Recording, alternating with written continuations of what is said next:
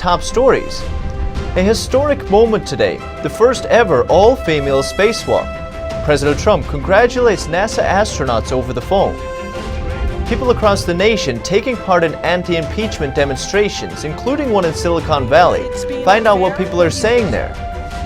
Hong Kong citizens joining together today to create a human chain across the city, defying the ban on face masks in their latest pro-democracy protest. Our correspondent is on location. And President Trump's former chief strategist Steve Bannon's new film, Claws of the Red Dragon, is making its American debut. A drama that delves into ties between Huawei and the Chinese communist regime.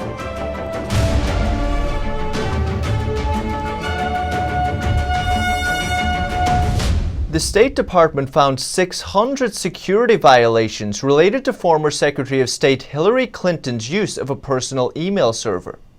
The investigation looked at 33,000 of Clinton's emails. In a report to Congress, the department cited violations by 38 people, both current and former State Department employees. Investigators said thousands of emails on the server had some level of classified information, including top-secret information. The report said Clinton using a personal server for business created an increased risk of unauthorized disclosure of the information. But investigators also said they couldn't find persuasive evidence of systematic, deliberate mishandling of classified info.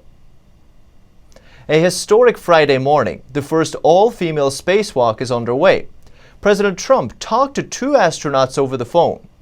The first all-female spacewalk began just before 8 a.m. Eastern Time when NASA astronauts Christina Koch and Jessica Meir left the International Space Station.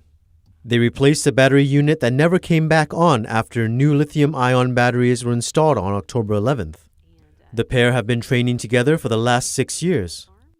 Koch arrived at the station on March 14th and will stay there until February 2020, making her time at the station the longest ever single space flight by a woman.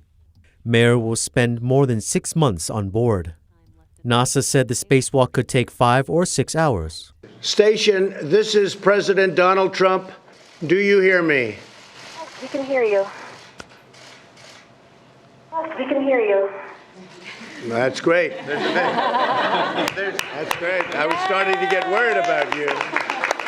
Trump congratulated the astronauts, calling them brave. You are amazing people. They're conducting the first ever female spacewalk to replace an exterior part of the space station. For us, this is really just us doing our job. We were the crew that was tasked with this assignment. At the same time, we recognize that it is a historic achievement. First the moon, and then we go to Mars. Thank you both very much. Have a good time. The call lasted about 5 minutes. President Trump said today that the U.S.-China trade deal will hopefully be signed by the middle of November. Trump told reporters that good things are happening between the U.S. and China, referring to the future signing of a new trade deal, one which will put an end to the brutal trade war plaguing the two countries. Said we're working with China very well. We've done, subject to getting it signed, and I think it will get signed quite easily, hopefully by the summit in Chile, where President Xi and I will both be. He said that American farmers and bankers will soon have access to China's markets, home to a population of about 1.4 billion. The news comes amid reports that China's economic growth has slowed to its weakest pace in almost 3 decades as a result of the trade war. China would have been, right now, the strongest economy in the world, the #1 economy in the world. And right now, China is way behind us. We picked up trillions of dollars in value, in worth. And they've lost trillions and trillions of dollars, and they're having the worst year they've had in 57 years. According to a report released Thursday, China has overestimated its nominal and real growth rates on average by about 2% between 2008 and 2016. White House Acting Chief of Staff Mick Mulvaney put out a statement today trying to clarify remarks he made yesterday about Ukraine. NTD's Holly Kellum has more on that, plus President Trump's reaction. That he also mentioned to me in the past the corruption related to the DNC server, Absolutely. No question about that. But that's it. And that's why we held up the money. Mulvaney today saying the White House didn't withhold $400 million in aid to Ukraine over an investigation into a hacked DNC server. He said in a statement, "The president never told me to withhold any money until the Ukrainians did anything related to the server." He said the media misconstrued his comments to advance a biased and political witch hunt against President Trump. Yesterday, he said it was one of 3 reasons the U.S. withheld aid. One was corruption, another was an analysis of what other countries were contributing, and the last was whether Ukraine was cooperating with a Department of Justice investigation into the server. On a July call with the president of Ukraine, Trump asked Ukraine to help locate the server, which he believed was in Ukraine. Mulvaney said it was made explicitly obvious there was no quid pro quo by the fact that the aid money was delivered without any action on the part of the Ukrainians regarding the server. President Trump has been saying that the aid was held up for 2 reasons, corruption and to gauge what other countries were giving to Ukraine. Trump today was asked about Mulvaney's remarks. I think he clarified it. House Democrats have already pounced on Mulvaney's comments, citing them as further evidence in their impeachment investigation. Holly Kellum, NTD News. People across the nation took part in anti-impeachment demonstrations today. NTD's Eileen Eng reports from Silicon Valley. There's an Office Max right there, and I was just going in to get some pencils and things, and then I saw everybody out here with their flags and their banners and signs, and I asked what was going on, and they said, well, I'm here supporting Trump, having a rally. So give me a sign, I want to join. And here we are. On Thursday, Silicon Valley residents took part in a nationwide march against impeaching the president, led by an organization called Women for America First. They stood at the corner of a busy intersection at a time when most people get off work to support the president. I think it's being unfair, what's being done to him, what he's going through with the anti-impeachment. And that's what this is. It's an anti-impeachment rally to show the president we have his back. They believe he is putting Americans first. He's a results-oriented businessman, and he's helping America. He's improving our 401ks. He's doing so much to strengthen our country from within, to rebuild our country. And we are a sovereign nation. We belong to have borders. Your house has borders. It has doors and windows. If you don't think we should have borders, take your doors and windows off your house. When asked about their thoughts on the impeachment efforts, most replied, I think it's the only way they can win, and they know that, and it's very inappropriate. Every president maybe does some things that aren't perfect. That doesn't mean you get rid of him, because I can go back to every president. I can point out something maybe I don't think that they really should have done. Many cars honked their horns as they passed by, some against, some showing support. We are getting a lot of people saying thumbs up.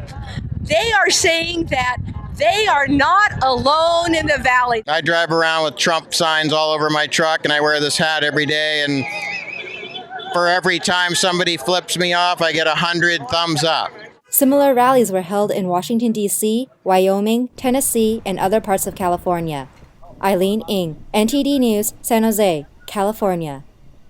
Over the last several weeks, states across the nation have banned the sale of certain flavored e-cigarettes. But now the vaping industry is pushing back, successfully lifting the bans, at least temporarily. NTD's Miguel Moreno has more from New York. The kid-friendly flavors were banned in New York State to stop minors from using electronic cigarettes. But lawsuits filed by a vaping association and vaping business owners have temporarily stopped the bans in New York, Michigan, and yesterday, Oregon. Smoke shop owners are calling the bans costly. The business will be affected like a 40% because most of the people, older and younger, they're using electronic vaping system. The Vapor Technology Association, which filed lawsuits in New York and Oregon, is promoting regulation instead of a ban. They allege that the prohibition is a government overreach and would result in a loss of $448 million in output. Alan Adamson, an expert in branding and marketing, said the issue isn't about flavors. Right, so the flavors helped and made it seem safer and more fun to use, but the real power marketing was the product design and this little e-cigarette looking so cool in their hand. The kids were wearing it as a fashion item. He said he doesn't think the ban will work well because the damage has already been done. The lawsuit is in progress, and as of Tuesday, the CDC reported that there were nearly 1,500 lung injuries related to vaping, and the association made a point to emphasize that most of those injuries were related to black market THC products often obtained on the street. Miguel Moreno, NTD News, New York.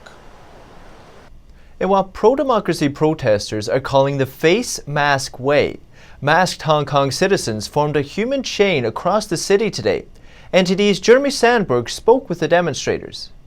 Gathering along the city's subway lines in 18 districts, citizens masqueraded and formed a human chain, singing and chanting slogans. This mask means we have freedom. We have the right of freedom. For staying in Hong Kong, we should enjoy the right, and also we shouldn't be taken any of our the rights we have originally because of any reason. Protesters opposed the government's decision this month to invoke colonial-era emergency regulations to ban face masks at rallies in an attempt to stop protests. Wearing a face mask at a public rally carries a maximum penalty of 1 year in jail. They just ignore us and neglecting our needs and stand with their China. So this is the reason why we're here, to tell that Hong Kong, we are protecting it. And because we love Hong Kong, this home, and so we stood out today to voice out our opinions. Protesters say they wear masks out of fear of retribution and concern that their identities will be shared with China's massive state security apparatus. When you take a look at the news and the information from different social medias, you will be really mad and angry about the police. How do they treat Hong Kong people, and the government, how they neglect and ignore our requests. This is the point why we're so angry, and we persisted for like 4 months. And the protesters' goal was to form a human chain extending 25 miles across Hong Kong by tracing the city's subway system, mimicking a similar event in August. And we hope there would be the light at the end of this tunnel. The peaceful event comes ahead of a mass rally planned for Sunday to press for their demands. Jeremy Sandberg, NTD News, Hong Kong. Steve Bannon's new film, Claws of the Red Dragon, is making its American debut tomorrow. NTD's Penny Zhou has the story. It would be unfortunate if a few articles published in a Canadian newspaper were to cause such innocent people any difficulties. Bannon's film revolves around a fictional telecom company, Huawei, based on China's Huawei, and peels through why the US government is so concerned about having the company's equipment in America and its allies as the world transitions to 5G. It's faster, easier, and ultimately cheaper to achieve power through cyber technology than it is to build traditional military weapons. In short, Huawei is their Trojan horse. The film also focuses on how the Chinese regime is countering any effort to thwart their plan. They just arbitrarily sentenced a Canadian to death. There's no telling where this retaliation will end. Bannon says the film is for everyone. The Chinese Communist Party has a telecommunications company that's basically trying to sneak in and get all the data and control your life and control the future of advanced technology through quantum computing. If you care about your children, your grandchildren, your own personal freedom, you have to watch this. Clara Delvala witnessed the growth of Huawei during her work in the telecom industry. She said the concerns the film covers are real. Their ability to really become a master in the telecom technology could make them a very powerful player if there's any misdeeds in cyber warfare in the years to come. She said the next massive confrontation may not be nuclear, but cyber. I'm not normally a doomsday scenario type of person, but what I would say is if you look out decades to come, it's likely that will be the characteristic that lies ahead, I think. Another viewer said the film reflects real news headlines. It has a powerful message. It doesn't just tell one side of the story against Huawei. You actually hear different perspectives as well. And I think that makes the movie more credible. In May, the U.S. imposed bans on the company's access to U.S. technology. It accuses Huawei as installing backdoors in its equipment intended to spy for Beijing. The U.S. government is doing the right things, actually. I think the Trump administration deserves a lot of credit in terms of the way they're applying the pressure globally on Huawei. The film's American debut is on One American Networks tomorrow at 5 p.m. Eastern Time. Tanny Zhou, NTD News, New York. Up next, the UK Parliament is meeting tomorrow for the first Saturday sitting in 37 years. This as Britain's Prime Minister races against the clock to get his Brexit deal passed. That and more after the break.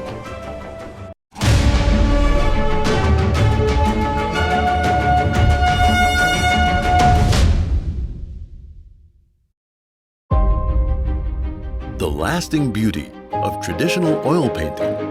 Realistic style, brilliant, moving, expressive. 2019 NTD Television International Competition for Figure Painting in Oil, guided by truthfulness, kindness, and beauty. We invite you to join us on our journey back to traditional art. Gold Prize award of $10,000. For more detail, please visit oilpainting.ntdtv.com.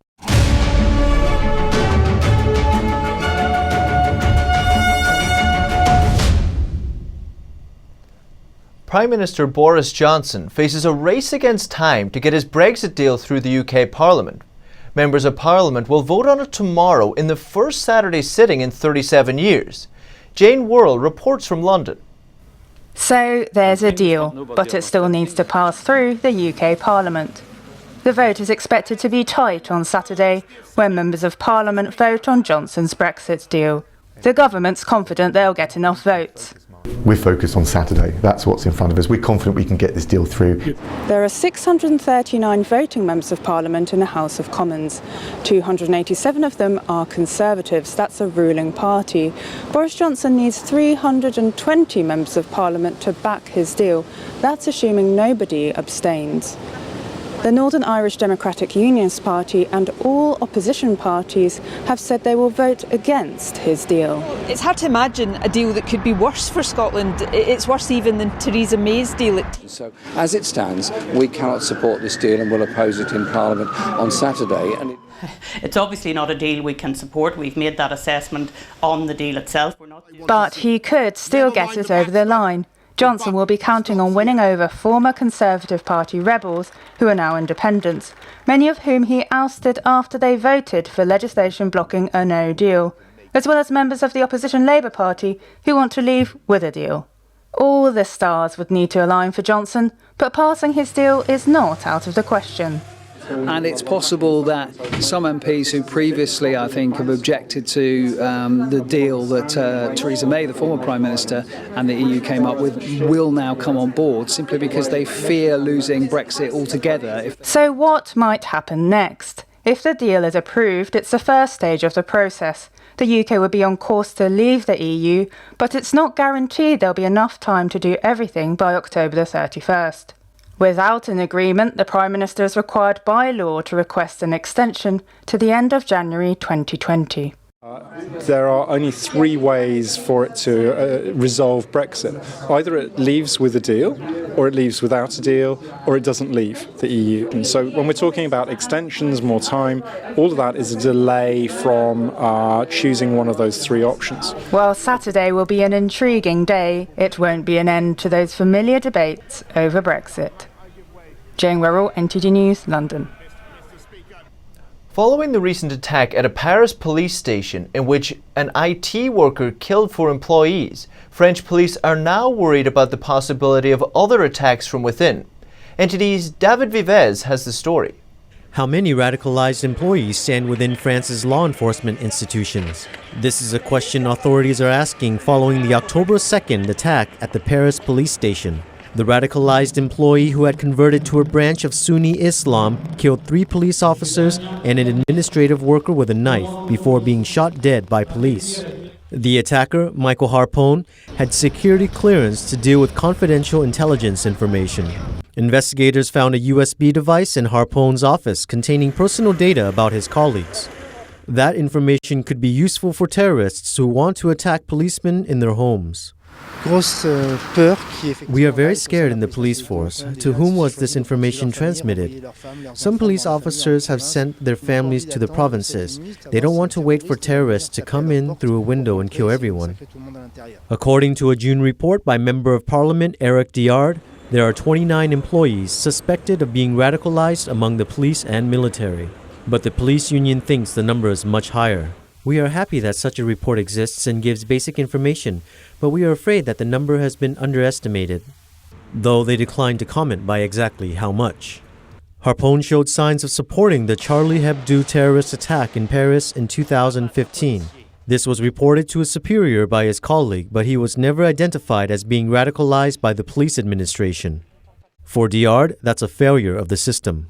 It's very difficult to prove that someone is radicalized. In some cases, we rely on what we see. For example, a policeman who avoids all contact with women. The process to ban someone from the police force for radicalization is even harder.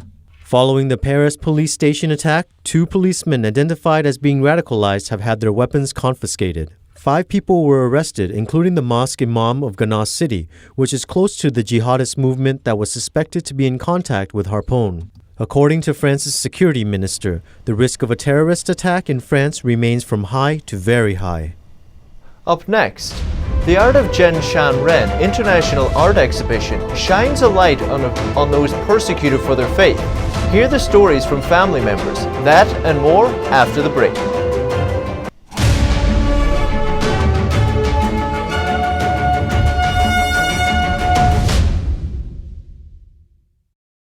When you look at TV networks in America, a soundbite and fight-it-out culture prevails on news and commentary programs. As a Canadian, I'm fascinated with America, and I wanted to offer American thought leaders an opportunity to share their thoughts in a deep dive format, where we can explore their ideas together. And so American Thought Leaders was born. The world's most brilliant thinkers believed that open discourse was the key to greatness. However, all around the world, we see that discourse is being stifled, and political agendas have subverted media.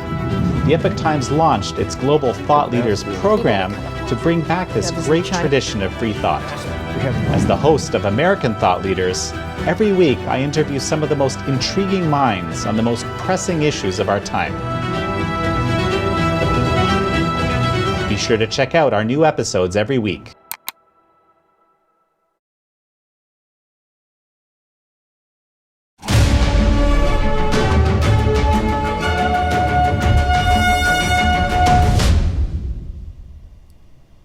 Tonight, the Art of Jen Shan Ren International Exhibition at the University of Toronto comes to a close. There, the family of those persecuted in China for their faith told their stories. The Art of Jen Shan Ren is a moving, intimate, and inspiring exhibition detailing both an inner spiritual life and an outer human rights tragedy. The artworks presented showcase the spiritual practice of Falun Dafa or Falun Gong, whose teachings center on 3 principles: truthfulness, compassion, and tolerance. The exhibition also depicts the plight of practitioners amid their ongoing persecution in China.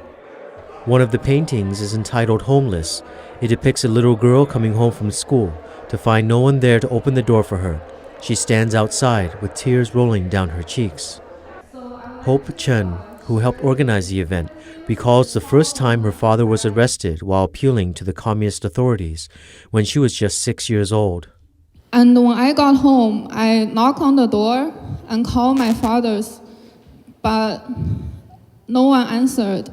And I kept crying and calling him and knocking on the door. Hope recounted how through her childhood, her father was repeatedly targeted by the Chinese regime for refusing to give up the practice. In 2015, her father filed a lawsuit against Communist Party leader Jiang Zemin for persecuting Falun Dafa. For that, he suffered more torture at the hands of the authorities. During my 3rd year here at U of T, my father was again kidnapped to a brainwashing center, and he was electrocuted while he was there, which burned his skin. And also, whenever he tried to sleep, the police used the electric baton on him to deprive him of his sleep. Paul Lee's father is currently in a Chinese prison. He's spending 13 years in jail for speaking out against the persecution. The painting Brightness in the Night reminds him of the time he and his father would go out and hand out pamphlets as a way to counter propaganda coming from the communist regime. As we were delivering them, 3 police cars showed up, and the police came out. They knew we were Falun Gong practitioners, so they just forced us into the car, grabbed us, and forced us into the car and put us into the detention center the same night. Lee said even 13 years in jail hasn't broken his father's determination to help stop the persecution, just like the characters in the painting. If you come to this painting and this painting, look into their eyes. Look into their eyes. Now you know the story, you know the risk, the pressure they're facing. But if you look into their eyes, there's no fear. There's no fear. There's only compassion and conviction that I see. NTD News, Toronto. The largest floating solar farm in Europe has just launched in France. The first in France, it features tens of thousands of photovoltaic panels on an artificial lake. What's different to other photovoltaic plants that we usually know is that it's on water, and so it paves the way to make use of the true potential of this type of plant. The 47,000 panels laid over a 50-hectare man-made lake could supply electricity to nearly 10,000 people in almost 5,000 homes in the area. What does that represent? It's about 3 million homes that could be serviced by photovoltaic plants on water. Skoda said that the country could produce a total of 10 gigawatts of electricity with floating photovoltaic energy farms. Up next, animals at the London Zoo are enjoying festive treats. Find out what the zoo is offering. That and more after the break.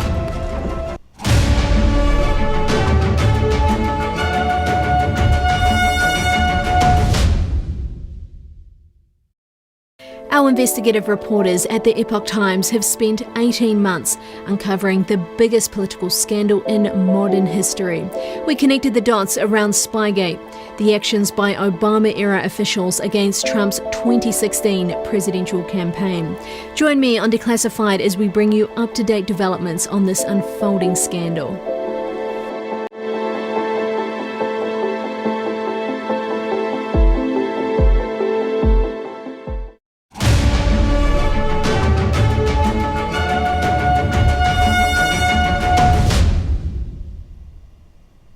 A tiger and a hippo are among the animals at the London Zoo, celebrating Halloween a little early this year. They didn't get any tricks, but they did get some tasty treats.